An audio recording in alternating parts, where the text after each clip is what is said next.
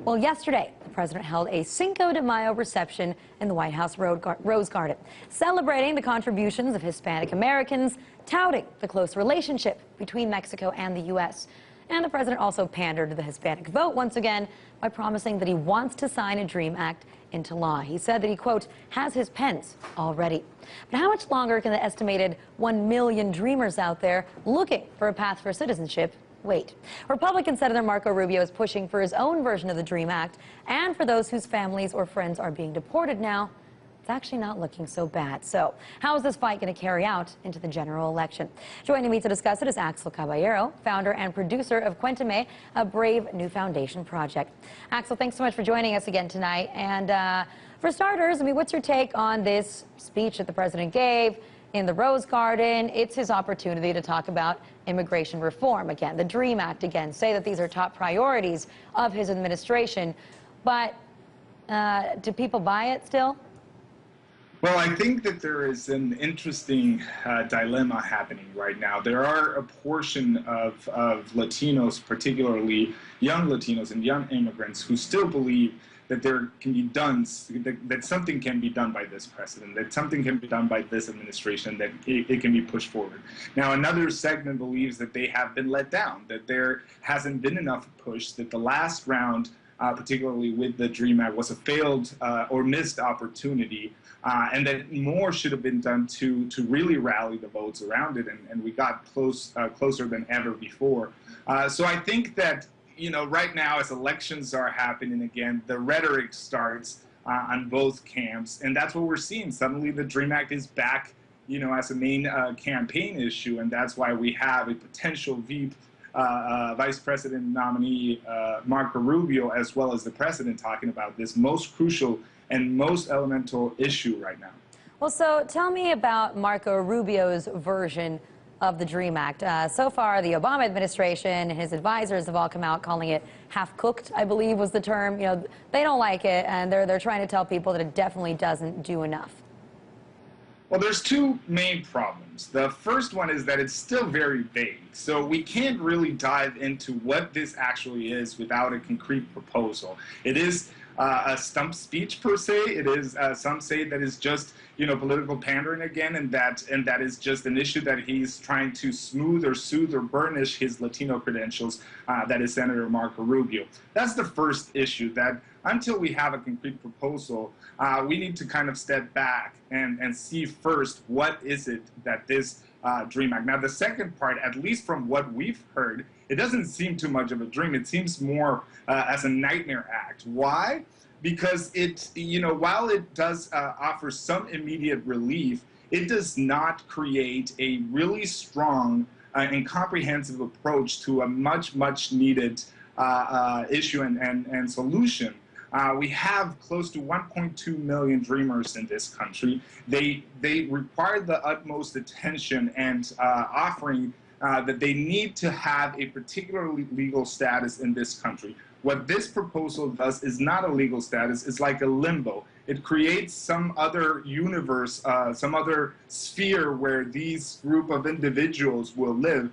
And if there is an acknowledgement that something needs to be done, as mentioned by Senator Marco Rubio, why did the DREAM Act didn't pass before? Why is this proposal being confronted now during an electoral season? No, that's a very good point, right? And at the same time, you have Mitt Romney, who's, I guess you could say, the presumptive GOP nominee for president, who says that self-deportation is a great policy and they should go with that.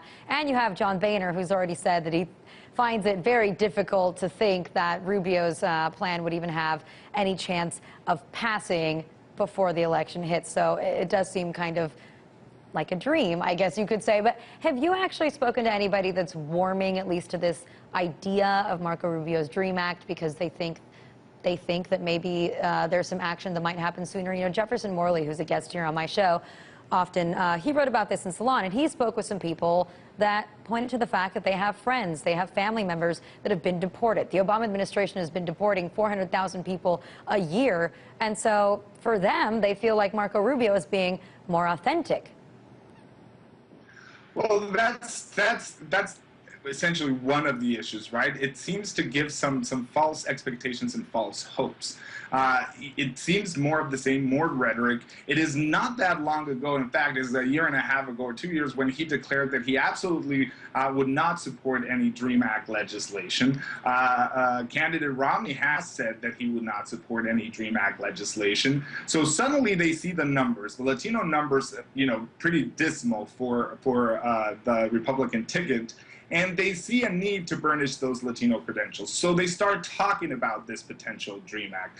But if their own party is saying that there's absolutely no possible way that they would really warm up to the idea, if there's no real support, and if this is a half measure, like a 3/5 compromise, some have called it, then what it is pure rhetoric, and it's false hope, and it's dangerous. It's dangerous for 1.2 million dreamers here who are desperate, who are in need, who are really counting on legislators to make the right decision and make the right choice. And instead, what they're getting is this half-measure approach that seems to be more of the same, more rhetoric and less action.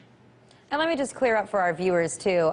We've spoken about this a lot before, but the dreamers that we talk about, these are young people that came here at a very, very young age with their families, that have grown up in the United States, that have gone to school here, that, in every sense of the word, are American, right? This is the place where they've been educated. This is the home that they know, but they don't have any documents. They don't have a pathway to citizenship, and so they are stuck in this horrible limbo, like you said. So I'm curious to hear what your guess is in terms of the Hispanic vote 2012, because we saw in the midterm elections in 2010 that the Hispanic population didn't really come out on that strong in numbers. Right now, if they're frustrated with everybody, are they going to come out strong? Are they just still going to say, fine, we'll deal with Obama and give him another shot, or what? I believe they're going to come out stronger than ever before. Not only the DREAM issue, but we have the case in Arizona in the Supreme Court upcoming decision.